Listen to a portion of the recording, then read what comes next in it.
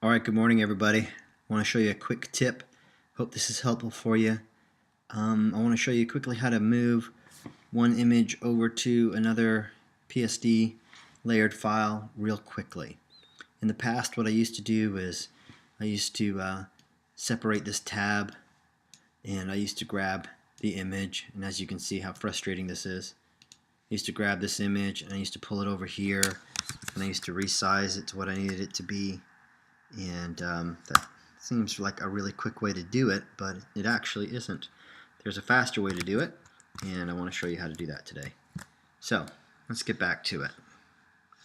Let's take this back up to 50% so you can see it. Alright, and let's get this tab and pull it back over here. So the quick way to do this is to go ahead and right click on the layer that you want to copy or duplicate, and you're going to say duplicate layer. It's going to ask you where you want to duplicate it to. The document I want to duplicate it to is the tab that says December 2014 underscore in register PDF. Okay, and now when I hit OK, I should go over to this tab and I should find my layer right there. Okay, now it pulled it over about 100% of the size, and so I want to shrink that down. And what I like to do is I like to go over here sometimes because I know that this image is really big, and I'll make this 10%. And I do that so I can grab my corners really quick and resize this really quickly. And I can approximately see what I want, just like that. And then I will go back to 50%. And there's my image. Okay? Really quick copying and pasting. Let me show you one more thing real quick. And let's go ahead and delete this layer. One of the things that you should keep in mind is when you're duplicating from this tab over to this tab, you should find out where you want your new layer to sit. For example, I want, let's say this was armed, okay? No, it doesn't belong here, but let's say it's armed, and I have this highlighted.